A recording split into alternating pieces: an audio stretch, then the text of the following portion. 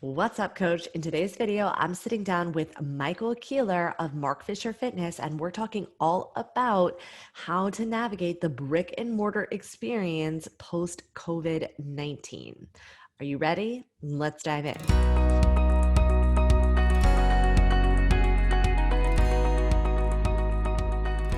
What's up, coach? I'm Beverly Simpson, the founder of B Simpson Fitness, PT Profit Podcast, and the PT Profit Formula. Today, I'm sitting down with Michael Keeler, the co-owner of Mark Fisher Fitness and Business for Unicorns. And we're sitting down talking about the state of the union for brick and mortar businesses post COVID-19. So if you like this video, go ahead, hit like, hit subscribe, and let me know in the comments below what your favorite takeaway was. And don't forget to tap that bell to be notified when the latest and greatest video comes out. So without further ado, let's go ahead and roll that interview. Michael, thank you so much for joining me today. How are you? Beverly, I'm pretty great. Thank you so much for having me. It's so great just to catch up with you and talk. We've never really gotten to spend this much time one-on-one together. So I've just been looking forward to this so much. I know, I'm so excited. Thank you so much for doing this for me. I really appreciate it. So let's just dive right in. Can you share with my listeners a little bit about who you are, who you serve, and how you got there?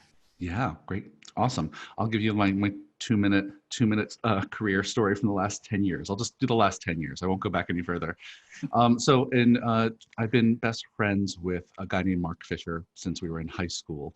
And in 2011, he was a personal trainer and I was working in the nonprofit space in Philadelphia. And he was having a lot of success training when he wasn't being an actor and being his best friend. I was like, you seem to really love this training stuff. Why don't you do more of it? And if you ever want to, make it a full-time business, let me know. I'm happy to help. At that time, I had some experience working in nonprofits, doing strategic planning and things like that. So to make this part of the story short, he agreed one day and he was like, yes, let's turn this into a business. And we created Mark Fisher Fitness in basically 2011. He had already been doing lots of training and had started to build an audience in New York City with his Broadway community and actor friends.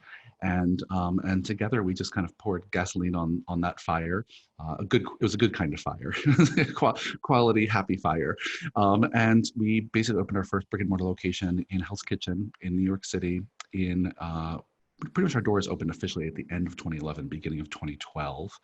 And since then, Mark Fisher Fitness has just grown and grown and grown. We started with just the two of us.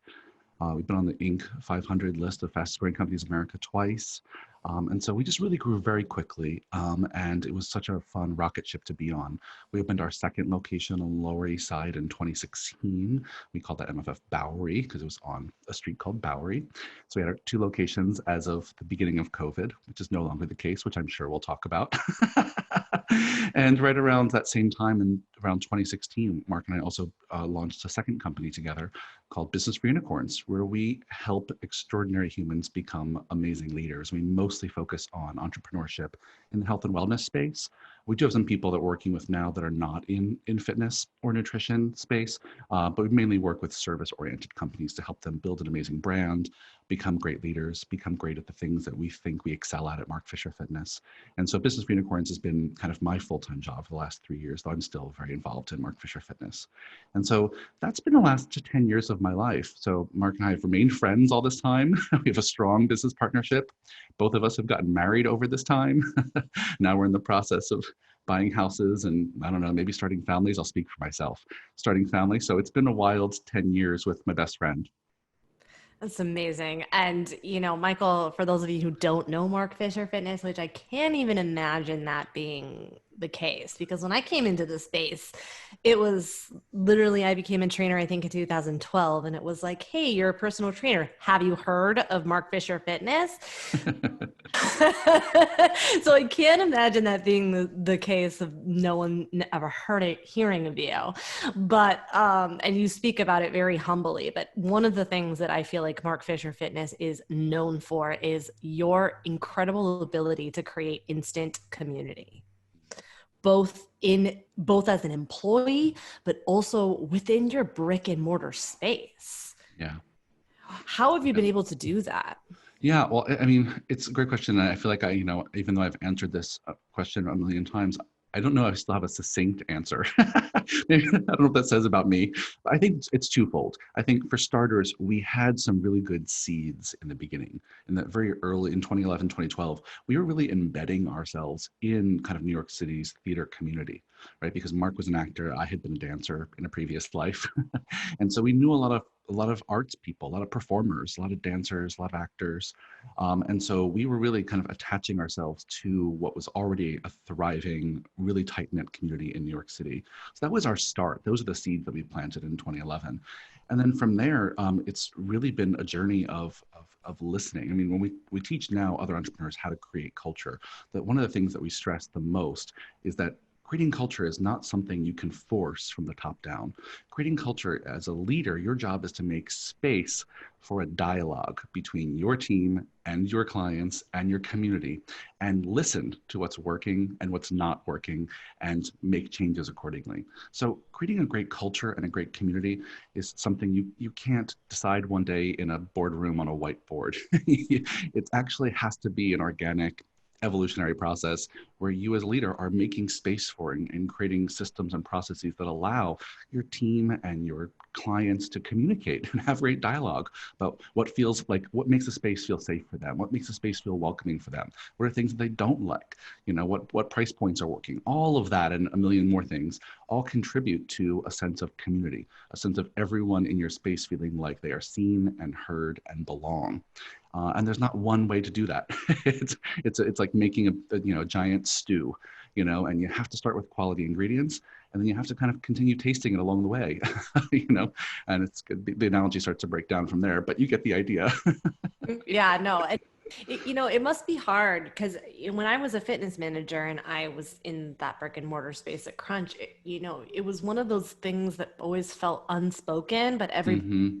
knew when someone was in a good culture and you didn't, and you knew when it wasn't. So, Yeah. what would you say are the key ingredients to cultivate, in addition to listening, but how Hmm. key ingredients to recognize when a culture is good, and what would be some of the strategies you would implement to Yeah, totally. Yeah, I'll just go down a laundry list and you can tell me when you've had enough. But the things I would start with are some basics. You got to start with mission, vision, values. Right, you got to start there. Like to think of a mission as like the North Star of our company, what we exist to do.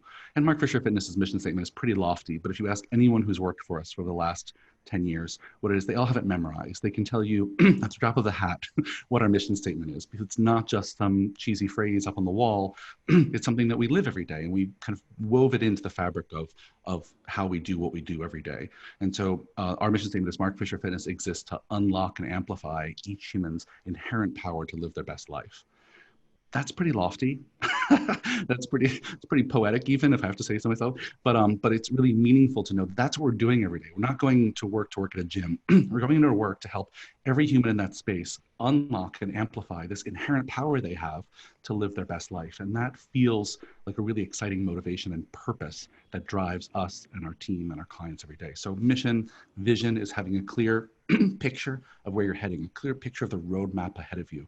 That if your business is successful at getting your clients the results you want to get and creating the culture and environment for your team that you want to create, what will the future look like? What does the next 1 year, 3 year, 5 year, 10 years look like? And having that really solidified in writing so you're all on the same page about it helps make a great culture. Values is also on this list. And values, I think, for us are really the guardrails that modify our behavior from day to day, right? Values are these ideas or these ideals or principles that you put up on a pedestal and saying, this is something we really value. Things like humility and honesty and hard work and fun, and depending on what words you choose, they will affect the way that you and your team show up every day. And so these are just the foundational things. I think if I had to add one more on top of this, is that you really need some clear processes and strategies, and I would even say systems, for collecting and responding to feedback. And feedback, I mean kind of 360-degree feedback, not only from your team, but from your clients, because feedback is often the way we think about this dialogue that's required for creating culture. So you have to have systems in place, and I can talk about some of our systems yeah. in place for creating this environment where feedback is treated like a gift, where Mm. feedback is not one of those things. Oh, we had some client feedback today, and everyone rolls their eyes, and everyone gets annoyed, and everyone's immediately emotionally triggered and upset that they feel like they did something wrong. It's like, that's the culture most people work in. And it's not a culture where you're creating an open dialogue with your clients about what's working and not working for them. And this is one of the things that I think takes the longest. And I think this is one of the things where many of the clients I work with at Business for Unicorns, this is where they get stuck, is that in that relationship they have to giving and receiving feedback. So I think that's a crucial part to culture and community. Yeah, I love for you to break down the system that you have in place for that, because I think also a lot of people, and I'll speak for me too, that Mm-hmm. into this boat, at least especially when I first started, which is that there is a fear of feedback. Yep. I think that on a superficial level, it's easy to say, oh, there's no such thing as failure, and failure is just data, and I get that. But when you're and I get that there's a difference between understanding that and knowing it, Yeah. and when you're pouring you into your service and products, it can be hard to emotionally detach, which I think is one of the hardest parts. Yeah, it's so hard. I mean, everyone says that, it's just data. Well, everyone knows also it doesn't feel like data, right? It feels like a punch in the gut or a slap in the face or a knife in the back, or, it feels terrible often to hear that someone was really upset with something you did or didn't do. It just sucks every time. I think I've developed a pretty great relationship to feedback over the years, and I still get sucker punched every few months. There's still just one piece of feedback every so often that just hits me like a ton of bricks, and it lingers. Those are the ones that really, most people talk about, are the ones that you just can't stop thinking about the whole day and maybe the next day. And it sucks. And it's that kind of low level trauma that keeps us from improving our relationship to feedback. But a few things people can do. The first thing is like most habits in life, you only get better at this. This only becomes easier if you do it more often, right? And one of the ways that you get engaged with feedback more often is to start asking for it more. Yeah. So one of the things that people often hate about feedback is that it comes as a surprise at a time when they're not ready for it, when they don't want it, they didn't ask for it, and it's that surprise that knocks them off their feet, so that when you can be in the driver's seat of how and when and from who you get your feedback, that immediately minimizes the potential of it being a terrible experience.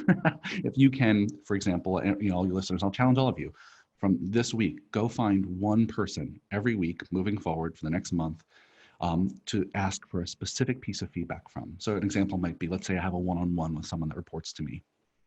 And a place where I want to get better is I want to make sure that I'm really leading those one-on-ones in an effective way, right? So after my one-on-one with you, Beverly, I might say, hey, Beverly, one of the things I want to get better at is having this one-on-one be a little bit fun and for us to look forward to it and be fun. So you don't have to answer right now, but I would love for you to just get back to me in the next 24 hours. If you can think of just one way I can improve these one-on-ones for you to make them more valuable and more fun and have you look forward to it. Yeah. And so that's just one way to ask for feedback more often. I'm asking a specific person for specific feedback about a specific thing I want to get better at. And because of that, I'm changing my relationship with feedback.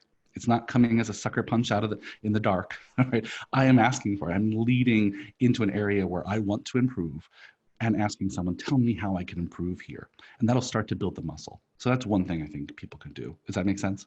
Yeah, it does. And I also think that when you do that, just listening to that question and listening to that hit me, it also changes the emotional experience for the person giving the Mm. feedback, because Yep. it no longer comes from a place of necessarily of anger, frustration. It comes more from a place of in my opinion, comes from a place of, okay, now I can give this space Yeah. kindly, and now the feedback will be delivered in a Hmm. different way. That's it, Beverly. That's it. Because part of the reason why we all hate feedback so much is almost none of us give it until we're super pissed.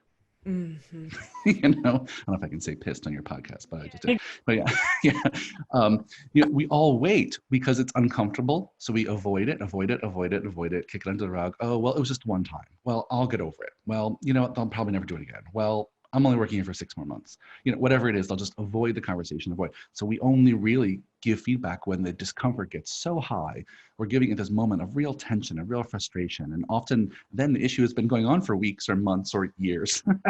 And so that conversation is always really hard, as opposed to, a culture you want to create where everyone's always giving and receiving feedback. Everyone's always in that space of talking about things when they're happening and not holding on to them for weeks and months. So another thing, a few other kind of quick strategies, excuse me for a second. Sorry, I didn't want to cough in the microphone. Another thing that a few other strategies that come to mind, simple things. One is any brick and mortar business should have a feedback box, a place where anyone can anonymously drop some little sheets of paper in a little box, and on a regular basis, let's say monthly, you and your team sort through those and you respond to them publicly. In a blog post, in an email, in a posting on the wall. But that is a starting place to having a dialogue with your clients. Another thing that we do, we have a system called Glows and Grows. And this is maybe more elaborate. I can talk more about this offline. I think you've heard of this before. But I can point to some articles you've written about this if it's helpful to your listeners. But essentially what it is, it's whenever anyone on our team sees some place where we are exceeding our own standards or expectations for clients, they record that as a glow. Yeah, it's something that's fantastic. And all it is an online form they can access from anywhere, their computer, their phone, and they fill out, okay, well, when did this happen? Who did it happen to? What did we do to exceed our expectations? What values are we lifting up by exceeding these expectations? And then as soon as they submit that, email goes to everyone on the team saying, look, we just exceeded someone's expectations and we get to celebrate. And that's this moments of praise or positive feedback that we all know are so important. On the flip side, whenever anyone on the team sees a moment where we are not meeting our own standards or expectations for clients, including ourselves, you can call yourself out for this, that we record what's called a grow. Same thing happens. They write down what happened, when, what was the follow-up that's done. And that not only goes in an email to everyone, but it gets assigned to a manager to follow up, to make sure the loop gets closed with that client who had a negative experience. And it obviously gets tracked in our database so we can see trends over time for places where we are exceeding and places where we are failing. And so that's an actual system that we've used every day. We've recorded, I don't know, at this point, probably thousands of glows and grows over the years at Mark Fisher Fitness. And we talk about them every week in our team meeting as a way of keeping our finger on the pulse of our community. What are we doing that they like? What are ways that we're wowing them and exceeding their expectations? Or ways that we're not? And without a system like that, at the scale that we were, just for context for your listeners, before COVID, we had on average about 1,000 monthly active members at our 2 locations in New York. That's just too many people to keep track of. It's too many experiences to keep track of just with anecdotes. We needed to have that stuff be recorded. And so I can talk a lot about glows and grows, but as you can see, it's just a feedback box, a system like that, and a lot of other examples. These are just ways that we are in constant dialogue with our clients and our team about what's working, what's not working, so we can keep shifting and changing our culture to meet the current moment. So I'm really glad that you gave us that statistic, because I'll tell you, as somebody who's gone into that Mark Fisher Fitness experience, I never would have known that it's 1,000 people a month. And the reason why I'm saying that and pointing it out is because when you go into that space, it feels like you're the only one there. And all the team, makes you feel as if you were, the star personal client. Yeah, that's the goal, right? That speaks a lot to what you've been able to accomplish, and that is a skill. Yeah. Well, thanks. I mean, I have to say that, Mark and I do a lot to try and make space for this conversations and try to lead from the front here. But also, we have such an incredible team at MFF. I mean, pre-COVID, even now, we've certainly had some losses during COVID, which I'm sure we'll get to. But we have an incredible team, and you have to have people who are ready to do this kind of work, who are ready to put themselves on the line and record a grow about themselves, to say, you know what, I actually messed up today. I came in, I started the class 5 minutes late. No one saw it, no one else was around, but I have enough integrity that I'm actually going to record it, let everyone know in case ninjas complain. We call our clients ninjas, so I should have said that earlier. But yeah, and that's the kind of people you want to hire. So this goes back to the values and things we were talking about earlier. Is in your hiring process, you want to hire and ask questions about those values. Because if you're not aligned in those values, they won't have the right behaviors in your space. And so we've been so fortunate to have just the best freaking team on the planet. Mm-hmm. Well, and I also, you developed them too. Like, and they Sure. are incredible. Yeah. So one of the things I want to go back to what you originally said, which is, talking about like your things like your mission and your values. Those are often things that many business owners want to skip. Yep. You're in the online space or the brick and mortar space. That is those ingredients are so important that Yeah. everyone knows it will help. Yep. Right. Yep. So Can I can I say, oh, sorry, I don't know what you're going to ask, but can I say this? Can I tell you why they skip them? I know you might be talking about this, but they skip them because most people do it wrong. They skip it because they've seen other people do it. And what they do is they make a list of values, they hang it on a poster on their wall, either, and we have two sets of values, actually. We have values for our team and values for our clients. We can talk about that later if you want, but they hang them on the wall and then they think they're done. Yeah. That's not it, right? You need to actually role play those in your team meetings. You actually need to hire for those. You actually need to incorporate them into systems, things like Close and Grows, incorporate them into people's personal development plans and education plans, right? Those values actually need to be present. They need to be woven into the fabric of how you do things. Same thing for your vision or your mission, right? We actually, everyone knows the mission statement at Mark Fisher because we recite it at the beginning of every team meeting out loud all together like a bunch of weirdos. And we do it in fun, weird ways, sometimes with dances or songs or voices or accents. But, because part of our brand is that we're a little quirky and weird and ridiculous, and we like to play. And so so that makes sense for us. But, if I just put a mission statement up on the wall, it doesn't do shit. Now I'm cursing on your podcast. But it doesn't do anything, right? And so people think, oh, that's just some academic nonsense. Why waste my time on those documents? But same thing with your vision. A vision plan is actually the start of how you set goals. If you want to do some forecasting financially for the next few years, you better have a vision statement, right? You want to do some traction or EOS style goal setting over the next few quarters, you better have a vision, right? So these documents have to actually be used, and you have to breathe life into them and weave them into the fabric of how you work, or else they are just nonsense. Then you should just skip it. If you're not going to actually fold them into the work, then you're right, don't do it. But if you do them and fold them in, right, then they become such great leverage. Mm-hmm. Yes. And the foundation for having a culture, because everyone can measure their performance based on these things that you've laid down together. Yeah. They're principles, they're pillars. I mean, they are literally the foundation of how you make decisions for the business. When we say, oh, should we go in this direction, this direction? Okay, well, what did we say in our vision? What is our mission more closely aligned with, this direction or this direction? If we look at our values, how will that have us show up in this direction or this direction? I mean, you have to really use them, which means pulling them out of the drawer and actually incorporate them into how you do things. And that's something that people, it makes sense that it's hard because no one ever teaches us how to do that. Right. I mean, most people who are running small businesses like ours, brick and mortar businesses, no one ever taught us about these things. We're figuring out as we go. And the only reason I knew about those things because I had gone to grad school for a nonprofit business. And so in nonprofits, and charities are so driven by mission and vision and values. So, but for-profit companies, especially small businesses, they're scrappy. People are, especially in the fitness space, in the PT space, people are getting into it for their love of fitness and movement and wellness, not because they want to write vision statements. And so it's, I didn't get into it for this. So, so that's a part of why Business for Unicorns exists. That's why Mark and I do this work, is we're going to bring these things that have worked so well for us to other people, because I do think they can work for everyone.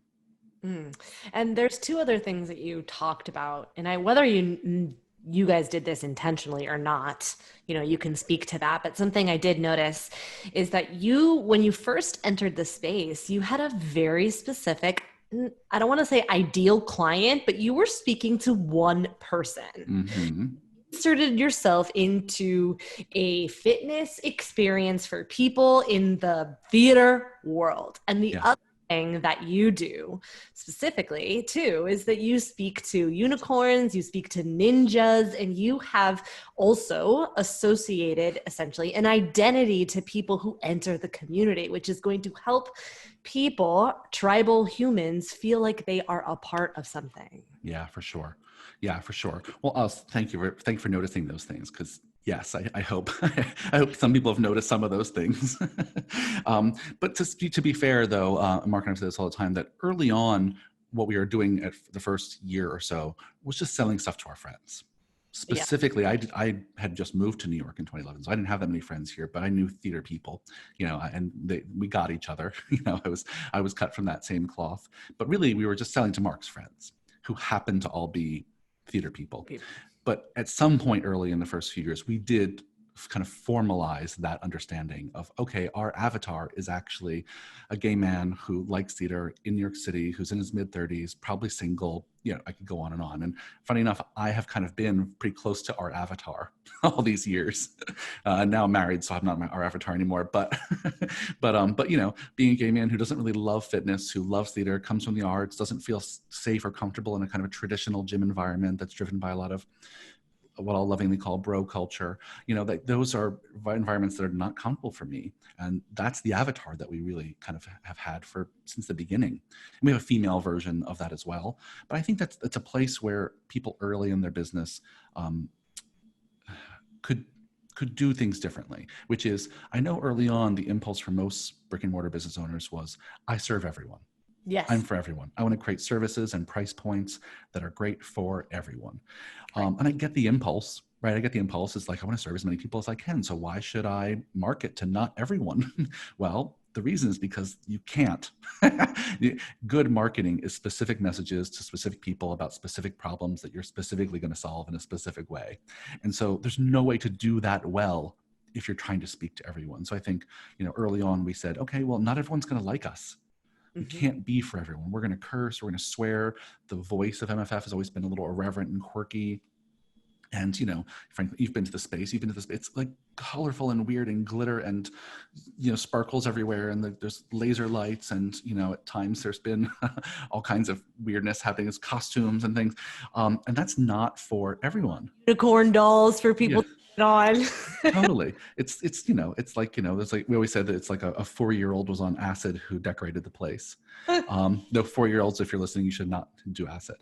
But, that's a little bit of the aesthetic, and even our branding digitally was always kind of, people thought it was kind of like a slightly more adult Anne Frank, wasn't that the glittery Trapper Keepers from the 90s? Yeah. Yeah. Was that her name? I think it was. I don't know. I'd have to look, but I know the Trapper Keepers. Yeah. So when you do that, it was Anne Frank.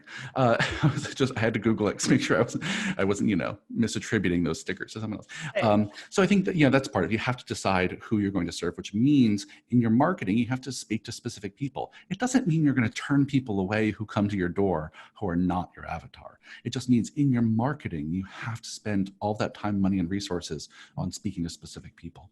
And that's something we've done consciously. And then what was the other thing you were saying? You were saying... You associated identities. Oh, yeah. Yeah. And that's another thing that people often think was, were ideas that came from Mark and I. So for example, but they weren't, so for example, the unicorn as our mascot was something that kind of happened organically. Calling our clients ninjas was something, Mark had kind of rattled off randomly in some rant in class, but then people in the class started calling each other ninjas. And so that was something that was an idea that kind of came from them. Most of the best ideas we've had at MFF have come from our clients, not from us. So this is just an example of, if you want to create community, you got to listen to the people that are in the community and, and start to, and what we've done is kind of just keep our ear to the ground and then try to kind of formalize or codify or turn up the volume on things that we see are resonating. So, our brick and mortar facility in Hell's Kitchen is called the Enchanted Ninja Clubhouse of Glory and Dreams. Our training area is called the Dragon Lair. All of our classes have kind of, somewhat sassy, irreverent titles, like Kick-Ass Conditioning and Superhero Strength and Ninja Academy.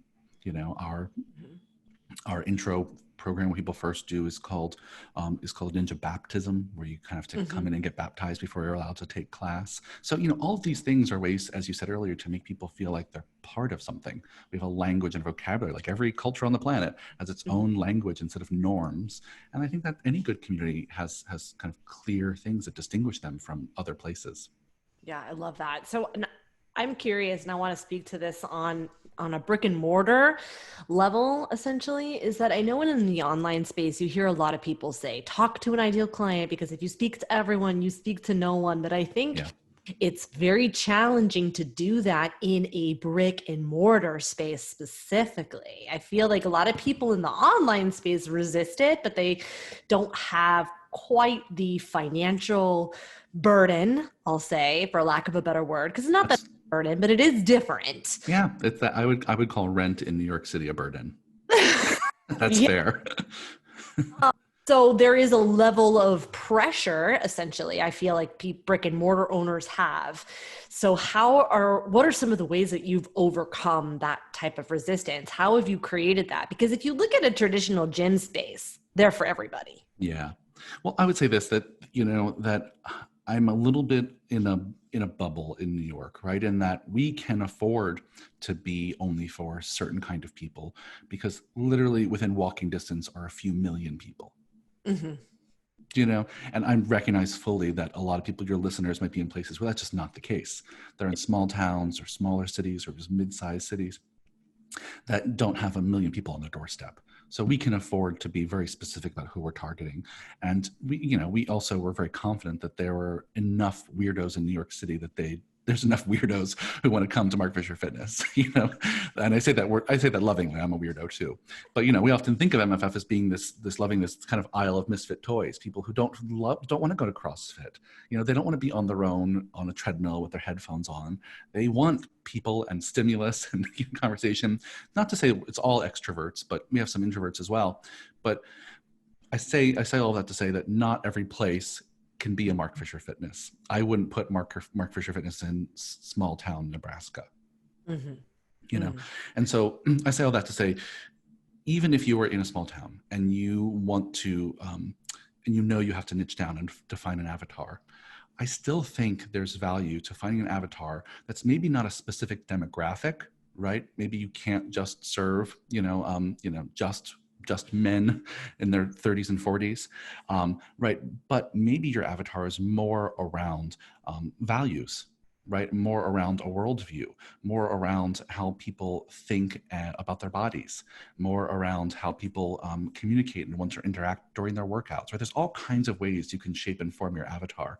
But at the end of the day, the value it has to your business is having you stand out from the crowd. The reason you focus on a specific avatar is because it says, this is who we serve and this is how we help them solve these specific problems in these specific ways that are unique to us.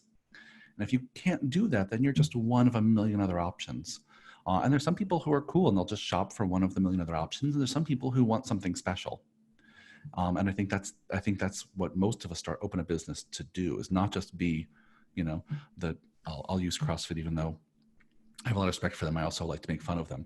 But some people are not content being the fifth CrossFit in the same little downtown area that are kind of indistinguishable from each other. Some people are, and that's totally cool. Live your best life and make lots of money. But some people want to create something that feels unique, that takes care of people in a unique way, that represents their voice, their mission in the world. And if that sounds like you as an owner, then your job is to attract those people that you can serve with your best skills and your best techniques.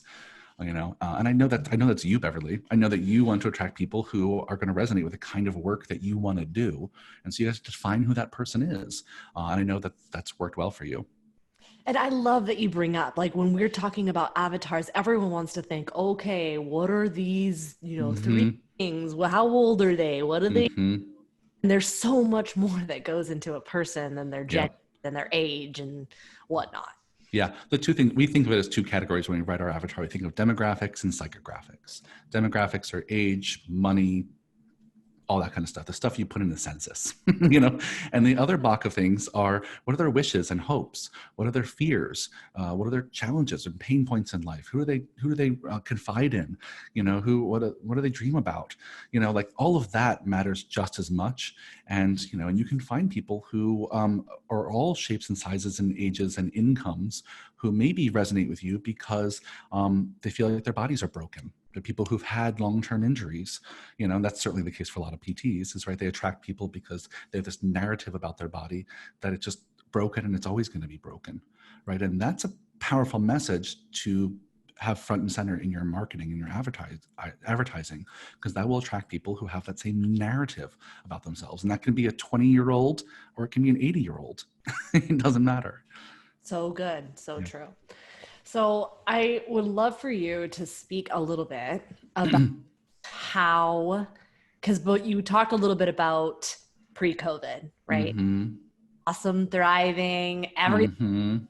nobody could have even imagined or dreamed Mm-hmm. the year 2020. Just No. as it as the year 2020. So, what are some of the things that you like? What are some of the impacts that you've experienced and how you've gone through them? Yeah. Well, I mean, I'm sure we could talk for the next hour and a half about this, but I'll try and keep it brief. I mean, I'll start by saying still have a lot to be grateful for, just personally and for MFF, in that no one on our team and kind of my immediate personal family has been super sick or died. And that's something that, kind of speaks to the privileged bubble I probably live in. But I think I have to just express gratitude for that. And the fact that, my husband and I have continued to have some income and have had some work during this time, have to have a ton of gratitude for that. And we live in a place that has felt safe and comfortable, even in New York during this whole time. Got to feel gratitude to that. And even for MFF, there's so much to feel gratitude towards, is that our community really showed the F up for us. Our community really stepped up. And, the big headline of things I'm going to be grateful for here is that almost, all of MFF's operations for the last 7 months went online. Almost all of it, and while we maybe didn't get all kind of 1,000 of those people online, we got most of them, a majority of them actually moved with us online just to do classes. And at Mark Fisher Fitness, we offer kind of large group classes and small group kind of semi-private training, three people. And so even the semi-private training folks went and just did classes because that's all we could offer, and they wanted to support us. There's even some people in our community who paid us more than we were even asking them for those services because they wanted to support us and make sure our team had employment and health care. And so I just, if there's any MFF community members, any ninjas listening, just thank you, because there's so much there to be grateful for. And I'd like to think that that's, part of what we've been cultivating over the last nearly 10 years. But it's so nice to see that it actually play out like that, because it didn't have to go that way. So many people have so many personal self-interests that I would have rightfully understood if they were just all in their own little bubbles taking care of themselves, but they weren't. So many people in our community reached out to us to make sure our team and our business were doing well. And I just have to be so grateful for that. And there's also been lots of shitty things. there's been lots of crappy things. So, where to start. So, I mean, the biggest one, I'll go with the headline first, is that our second location down on the Bowery, the Lower East Side of Manhattan, we had to close. We have a landlord there who is, part of this giant international portfolio of real estate businesses, of buildings. And, while I'm sure there are lovely people who work there, they frankly didn't give a crap about us. So they tried their best to help us with the rent and lower the rent when we were closed for 7 months. But they just couldn't help us enough. So we had to let go of that location, and that stunk. We were on track for this year to be the best year ever for that location. And so that was really tough because we had just opened it a few years ago. And so that was a really hard pill to swallow. And that's one of the hardest things. The other thing that's been kind of the hardest was, just not having work for all of our team this whole time. We've been lucky to keep the majority of them employed at least part-time for most of it. We were very lucky to get the PPP loan in the first round. So some of that was very helpful. But there's still team members who just, couldn't afford to stay in the city and have left, or had life changes and had to go live with family, or just we couldn't afford to keep employed full time and they had to look elsewhere.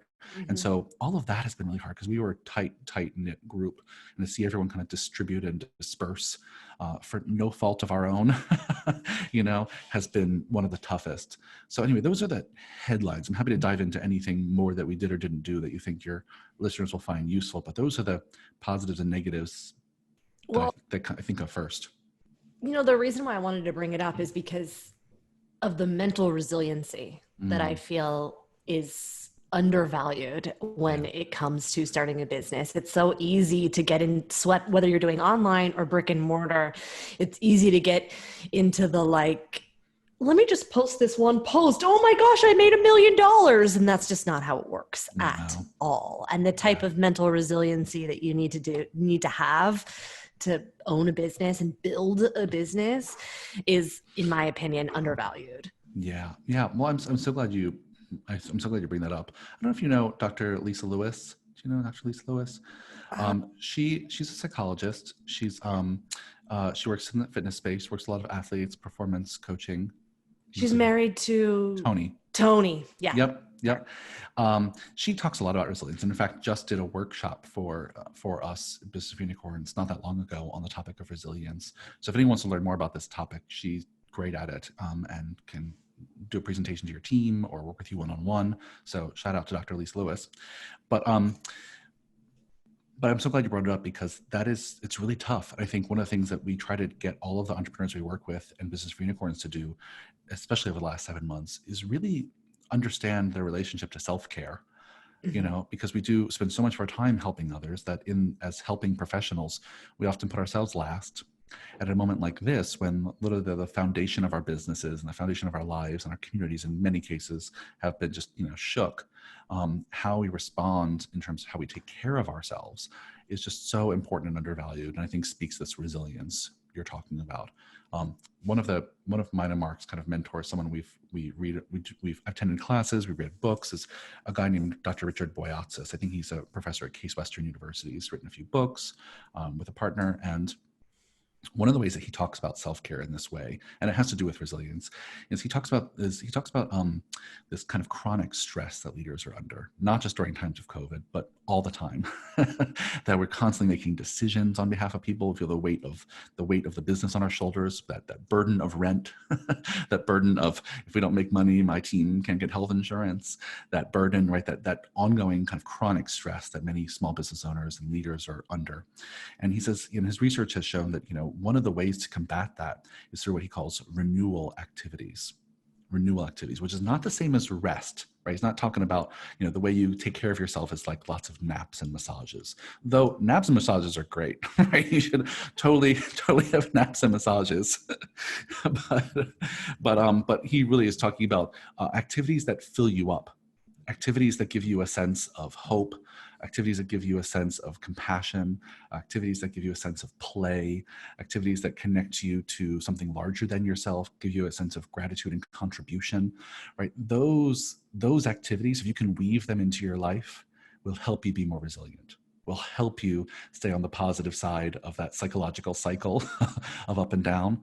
So, my invitation to listeners, if you really recognize the need for your own resilience during this time, or in general, if it's not COVID, no matter what it is, you're raising a family and have a business, whatever it is, that you want to think about what activities bring you a sense of renewal, what activities, when you do them, give you a sense of hope or a sense of play, and how can you weave some of those activities into your week on a regular basis? You can't save them up for a once-a-year vacation. Right? These are activities you have to do on a regular basis. And for many people, it looks like things like journaling or meditation or walks in nature or bike rides or quality time with friends or family or volunteering somewhere or spirituality. Going to church is often a connection to something larger than yourself. So there's all kinds of ways you can engage with these kind of renewal activities. But Dr. Boyatzis' research shows that when you can weave those into your life, you will combat that chronic stress much more effectively than if you don't. I tear up when listening to you talking about it, only because I recognize, listening to you say it, bringing it to that forefront of my mind, because we all know that, unconscious, you're going to do things unconsciously more than consciously. Yeah. Recognize that I think those types of renewal activities for me, I just do them naturally without really thinking about it or really putting any thought to it. Yeah. Except COVID, because to be networked, I like to go to fitness events, I like to go and learn something. Those are kind of the things that fill me up, and I just haven't been able to do it in the same way because of COVID. Yeah, I've heard that a lot. I mean, there's a lot of people in the fitness and wellness space who are extroverts. They're in this line of work because they get their energy and excitement and they get filled up by being with other people. And that's been really tough during what will be almost a year, when you are, and longer than that, I'm sure, sadly, that you are restricted from spending quality time with roomfuls of people, and that's tough. That's really tough. So I think, it's something everyone has to reckon with. If your way of getting filled up and renewed right now is not on the table, got to start to find some other ones, whether it's, obviously you connect with people in this platform, right? I know, Mark and I, we also like to do speaking and presenting. I've done a crap ton of Zooms and workshops and free webinars that we've had hundreds of people on. And that really does fill us up and makes us feel excited about our contribution. And I've also had to find new ways to do that. So I've gone on more walks. I've started reading different kinds of books. They make me feel differently. Starting to think about my contribution to things around the world, like social justice and politics, thinking, can I contribute in a meaningful way that fills me up and gives me a greater sense of purpose? And so I think, the key here is to find out what it is for you, for each individual to know these are the kinds of things that fill me up, and I'm going to prioritize them on a regular basis on my calendar, not just make time for them when I can, not just get to them someday, but make them a priority every week, a few times a week if you can, to make sure that you are constantly filling yourself up so you can be better available to others. It's only going to make you stronger to do the work you want to do. Yeah. Well, this has been amazing, and I want to be mindful of your time, so I'm going to give you 2 last questions. Okay. Great. I'll be brief. Okay. I'll try. Number 1 is, for the people that you work with, specifically in Business for Unicorns, how have you helped them manage these COVID times with their brick and mortars? And what are some of the things that you would recommend to anybody who's listening that has a brick and mortar right now? Yeah. What would you recommend for them? Oh my gosh, I don't know if I can be brief, but I'll try to pick like a few things. I think first things first, that what this time has really represented for everyone is opportunity to get better at how you manage change as a leader, right? Because this is just an extreme example of change. It's not just changing your services or your rates or changing someone on your team or, changing your location or, right? Most of us has dealt with some changes on that level. This is a moment we have to kind of rethink everything. And it really has spoken to how comfortable people are with managing change as leaders of their businesses. And so I don't have anything short to say about this. Let me think. If I have any tips generally for kind of how you manage change, is it really comes down to preparation and communication, right? You can guide a thriving community in any direction that you think they need to go as their leader, if you prepare well and communicate well every step of the way. Which means having a really clear vision of which direction you want to take them in. So I've seen entire businesses like Mark Fisher Fitness go from brick and mortar to all online, or all online and only one service that they've never offered before, but they're for the first time. I've seen people, add in nutrition coaching now who've never done it before. I've seen people, change their prices dramatically in ways that they never would have done before, right? And you can take people on that journey in your business as long as you are clear about where you're going, you've thought about it, you make your thinking clear in your communication, and then listen to the feedback every step of the way. And I think that's a scary thing to do. So many of us have that sunk cost bias where we've been doing it this way for 6 years. How am I going to change it now? It's like, well, you don't have a choice really. COVID's making you change it. So it's not about whether you change it now. It's just how gracefully can you change it now? How gracefully can you make it clear where you're heading and communicate that to every step of the way to the people that care about you and care about this endeavor. So I think, I have a lot more to say about change management. In fact, I'm working on a course in Business for Unicorns about managing change because it's a topic I'm obsessed with. But I think that's been one of the things that we're helping our clients with a lot, is how do you navigate changing the way you do things in a community of people who are used to you doing it some other way. And that's, it's a step-by-step, sometimes slow process, but it's had to have happened much more quickly during COVID. It's like, you can't take months and months to make the change anymore. You have to do it quickly. So being confident in how you manage change is going to be really important. So I have one more, but we can stick on this one. Yeah. The other thing I was going to say is just changing the way people do marketing and sales. I mean, most people in our space, lovingly I say, because we were also in this camp before, just suck at marketing and sales. I mean, MFF for the first 4 or 5 years, we barely did any marketing and sales, and we were lucky enough to grow organically, word of mouth. And then it happens a lot early on in business, but then that train ride ends and you're left saying, okay, well, now the organic growth is out the window. We're not the new kids on the block anymore. We're not the new fun sexy thing in town. And so now what? And so I've seen people during COVID really have to embrace an approach to marketing and selling that's much more rigorous than it was before.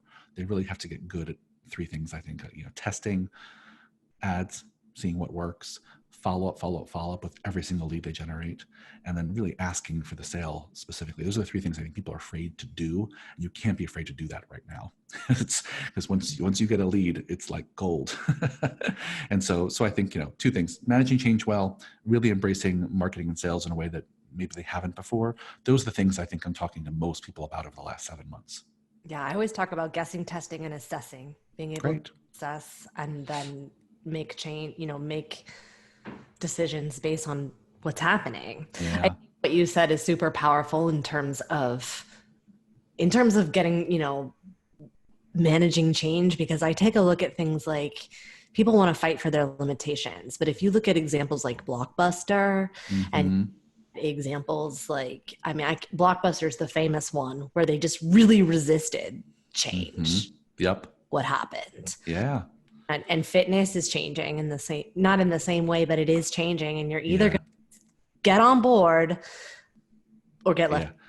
Yeah. I mean, come on. I mean, what didn't Apple announce recently? They're going to have like a $5-6 a month, all you can stream option for 1,000,001 classes of yoga and weight training. Like, come on now, Apple's coming at us.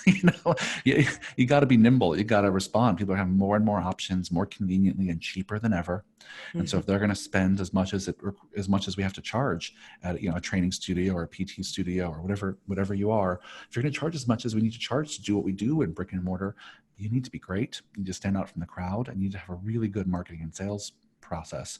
It's not enough just to deliver a good service. You have to be good at the acquisition as well. And success is the worst teacher. Oh. I was one of those, I've noticed that when people have accidental success, it's hard to replicate it. Mm-hmm. But I was one of those people that I called myself the Rudy of internet marketing, because it was fail, but I don't believe in failure. It's lesson. You're either going to get the success that you want or the lesson that you need. And so I'm so grateful now that I got more lessons than success, because the people who had accidental success are like, wait, yep. all my warm market's dried up now. Yep. What am I supposed to do? Yeah. That's it. And it's hard because, the digital marketing landscape, at least, is still like the Wild West. I mean, I know it's been around for a while, but it's just bonkers. And, Facebook or Instagram or YouTube changes an algorithm, and then suddenly you're not making any money the next week. And so, I think at this moment, people really have to consider their relationship to digital marketing, get good at it when you can, and also diversify their marketing portfolio to be good at other things. The unique thing we have as people who are, or listeners that are brick and mortar, is that we are literally part of a physical geographic community, right? That is not bound by the internet, but is bound by streets and roads and grocery stores and cafes, and all of that is really powerful and frankly much more consistent than digital advertising in many markets. And so I'm for both, right? I'm not saying people have to choose one or the other, but at this moment when so much is uncertain, I think people have to diversify the way they're attracting clients and get really diligent about their whole acquisition strategy. I love it. Yeah. Thank you so much. This has been such a fun conversation, and I promised just 2 more questions. So for all my listeners that want to learn more about you, what's next and where can I send them? Yeah, for sure. Well, I have a podcast as well, Business for Unicorns podcast. So check that out. You can go to businessforunicorns.com to see what we have coming up. We're actually making a pivot that we'll be announcing soon. We're changing a little bit of how we do things in 2021. So I think by the time this comes out, I may have announced that already, but just kind of, join our email list at businessforunicorns.com. Check out what we're doing at Mark Fisher Fitness. We have, right now, our online services are called Homebody. So you can work out with us from anywhere in the world with our crazy, wild team of trainers. All from Zoom. And so just, go check out those websites and follow us, because if you're in the fitness and wellness space in 2021, we have really some exciting new ways you can work with Mark and I. We'll definitely link all that up, and don't be deceived for anyone who goes and checks this out, because while they are fun, they are still incredibly smart, educated, and well-studied trainers that care about the science, that care about human movement. Yeah, for sure. Yeah, they're not messing around. Yeah, not messing around. I love that. Thank you so much for being with me today. I really appreciate it. Thanks, Beverly. It was a blast.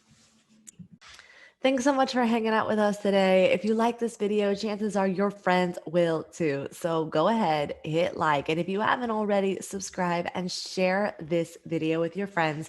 And I'll catch you on the next video.